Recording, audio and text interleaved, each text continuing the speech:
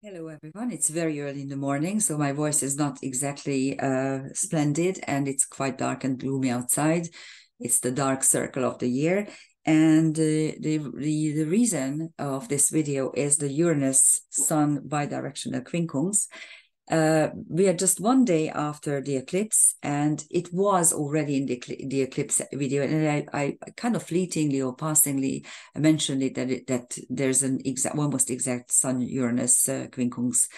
And the reason why I didn't elaborate it further was twofold. Number one, because I knew that I wanted to make a video on the Quen Kungs, and also because it's going to be exact on the 15th in the evening. So what are Quen Kungs? First of all, or Inconjuncts, that's the other name for it. First of all, most astrological schools until the 20th century didn't even consider it an aspect.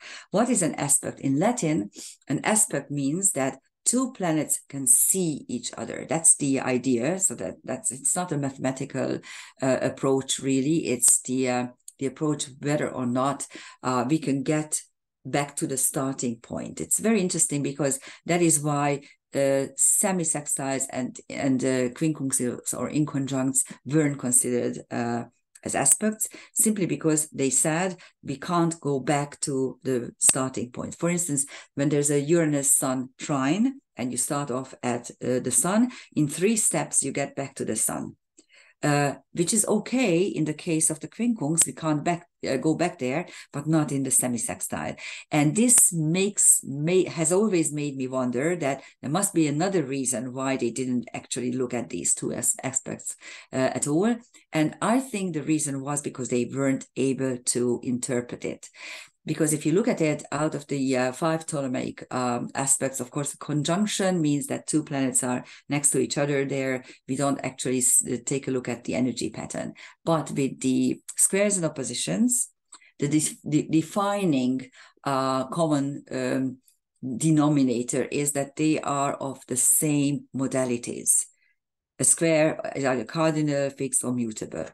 And so it's the opposition. And with the trines and sextiles, the common denominator was or is that these signs that are in aspect either with trine or in a sextile are either the same in the trine or they complement each other in a sextile. So that was the underlying delineation factor. And with the Quen Kungs, the problem is that these are they can't. There's no common denominator. I'm going to show you. I prepared a chart for this, and it's going to be exact on October the 15th at 8:51 a.m. p.m. Sorry, it's very early, and I'm making all kinds of stupid mistakes. I apologize. Here it is, and they did again something with the Zoom, and I'm unable to use its new features yet, but I'm going to anyhow. So this is the London chart. And as you can see, it is after sunset, of course. The Sun is in a big multiple conjunction with Mercury. It left already Pallas Athena, and so did Mercury. And it's an applying conjunction with the South Node and Lilith, the asteroid Lilith. It's going to be an interesting moment when the Sun is going to be exactly conjunct the South Node. I'm going to make a video on it because it's a very decisive moment. Although it occurs every year. Anyhow, but this one is special. So this is one big conjunction here, as I always say, a traffic jam. And another one is the 4 strong feminine. Juno is still at the very end of Leo, and Venus is already separating from trans-Pluto and especially the Black Moon Lilith, but it's still there. The Vesta Austria is in the 1st house, so you still have the opportunity to focus on karma breaking and destiny changing, and of course the North Node Aries conjunction, which has been there and will be there for quite a while, is again very, very tight. And the midpoint structure, which is the most fascinating for me, because Sedna has an orbit with a period of 12,000 years. It's an ETNO, an extreme TNO. Uranus, which has an orbital period of 84 years, and Jupiter, which has an orbital period of a mere 12 years, are all retrograding. And now they seem to move at the same pace for like weeks already. So we still have the midpoint structure. Uranus is defined by Jupiter Sedna, which means if you want change and you want to change the world and change things around you, you can actually do it with hope, Jupiter, and enthusiasm by dissecting what is not working in your life. So it's a very profound midpoint structure. And Jupiter is making an exact bi-directional Quen Kungs. And the question I was asking, chaos or renewal, and I'm hoping to answer this at the very end of the video. So let's take a look at the Quen Kungs. As I said, in this particular moment, the sun is making an exact Quen Kungs. That's the point of exactness at 8:51 p.m. London time. And first of all, if we look at Quen Kungs, as I said, here's the problem. That's why it is so hard to interpret them, because there's no underlying defining principle. And these signs are very, very far away from each other, but not in opposition. With an opposition, at least you have the exact opposite, the polar opposite of the ideas. If you look at the year, okay, how the year manifests, for instance, an Aries-Libra opposition means that Aries is the starting of the year, the commencement of spring, whereas Libra is the starting of the dark circle.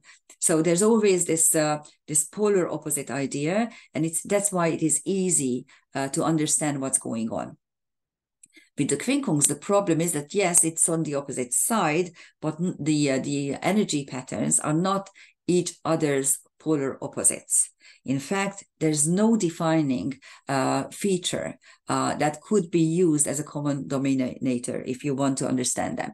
For instance, if you take a look at Juno in Leo and Pluto in Capricorn, there's nothing. Capricorn is a cardinal earth sign, and Leo is fixed fire. Or with the Neptune south node, you have the south node is in Libra, cardinal air, and Neptune is in Pisces, which is mutable water. So there's nothing, you can't find anything that is linking the two together. And they are still at the opposite ends of the cycle of the year. And so this is one thing. It's very, very hard to understand what is going on. Also, we need to define whether it's a monodirectional or bidirectional Quen Kungs. And here will be some saving grace for us, because in monodirectional, which means that both planets or chart points are going forward or both are going direct, you don't have this added understanding what we will have at the bidirectional ones. It simply means that it's very, very hard to define. And I believe it was once Liz Green who noted that Quen Kungs are very disruptive aspects, because sometimes they work as a trine and sometimes they work as a square or an opposition. And this is precisely the problem. With a monodirectional Quen Kungs, you don't know how it will work, and you don't actually have a tool to understand what is going on in your psyche if you have those Quen Kungs. It is one of the most disruptive energy pattern in relationships, for instance, in synastry, because if a pair has a monodirectional Quen Kungs in interaspects, in one moment it works profoundly and beautifully, and 5 minutes later everything is falling apart and you don't understand why. And no one understands why. So that's the problem with the monodirectional Quen Kungs. And with the bidirectional Quen Kungs, and by the way, any bidirectional aspect works in a different way. At least this is what we do in karmic astrology. We always take a look at whether it's applying or separating. You see these A's and S's. Applying means that it's becoming tighter. Separating means that the tightness, the exactness is already waning. And it's, of course, they are weaker aspects. And by bidirectional means that one is direct and the other one is retrograde. And because of that, it means that in a karmic way, you simply pay more attention to it, because these aspects, think about it, these celestial objects move in a different way. They are trying to get out of this karmic situation, and that is why you are more aware, and that is why you are more able to resolve. So actually, I'm not saying that bidirectional Quen Kungs are exactly working like a trine, but as the monodirectional is either a trine or a square or a Quen Kungs, the bidirectional is more like a trine. So it's more like some sort of blessing or harmony or utility in a positive way. Now let's take a look at the space-time moment. And what was interesting for me in the London chart is that you have a couple of ones to the ascendant, descendant, and the IC as well. If you look at it in any other place or position or town or anywhere, you won't have those three, these ones. The rest you will have probably just intact. And what was to me fascinating was the fact that dark moon Lilith was very prominent. Actually, the Liliths were prominent, and the Liliths have been prominent for quite some time. And as I said, to me, the Liliths are about power, how you can overcome a situation, and how you can stay on top of it. But the fact remains that the dark moon Lilith is the acceptance of the curse. We have a sun dark moon Lilith, and this is what you see. We are still after the horrible Gaza situation, actually the Israeli situation, we are in the midst of it. And no, I'm not going to say anything about for either participants, let's put it this way. But this is a very, very, very dark and very long struggle. It has been going on for centuries, actually for millennia. And it seems that both parties think that the only solution is to completely destroy the other.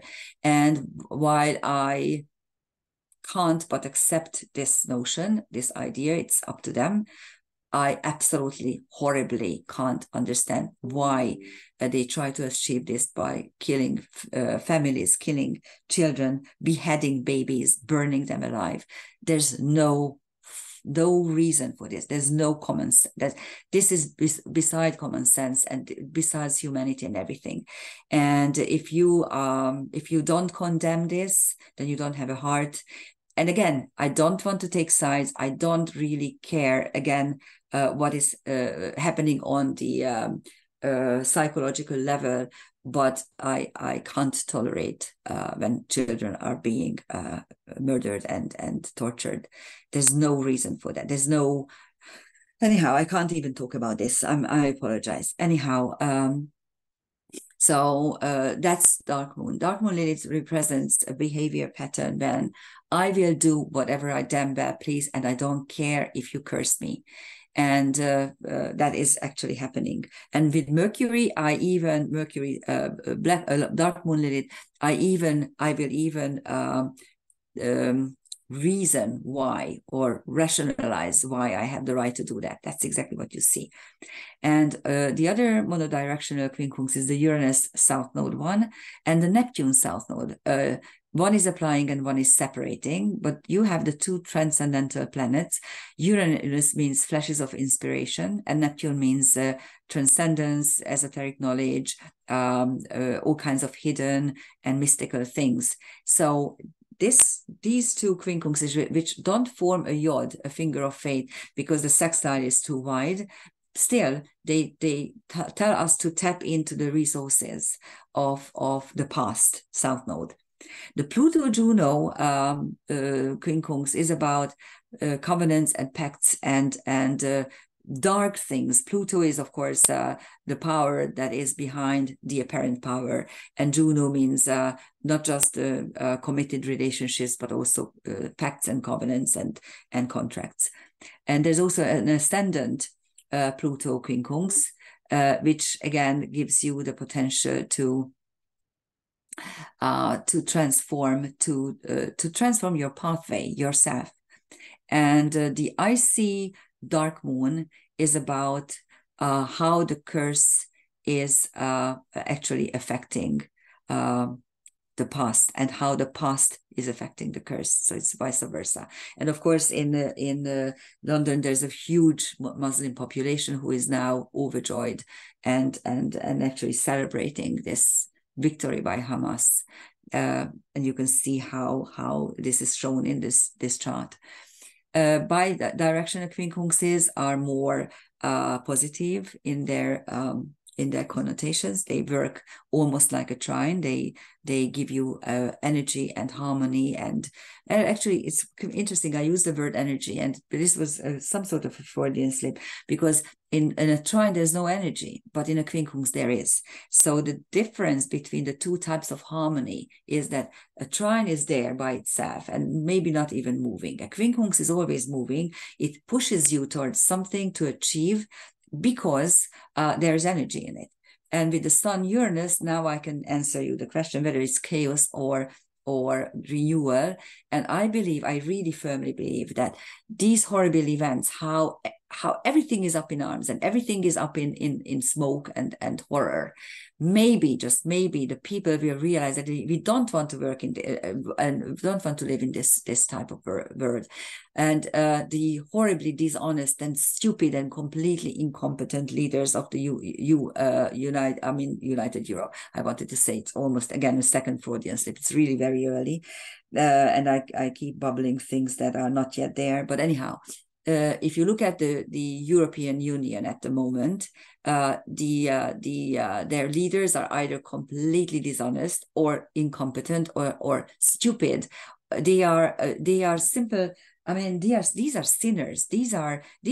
Most of them should be in prison, okay, because they committed horrible things and they are dishonest and corrupt and everything. And just maybe the people in Europe will realize that we don't want to live in this world as you are trying to pull us into this horrible thing. And we want our old lives back. We want the order, and we want the culture of all Europe, and maybe we will be able to restore it. That's what this Quen Kungs suggests. For this, the other bi-directional Quen Kungs is the Mars Sedna Quen Kungs.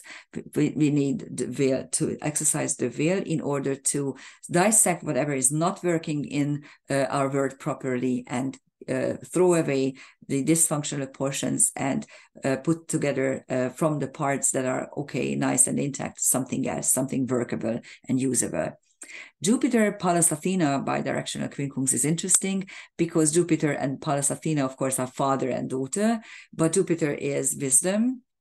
Pallas Athena is wisdom, and Jupiter is benign energies, blowing up the whole thing. So there is hope. That's what I'm trying to say.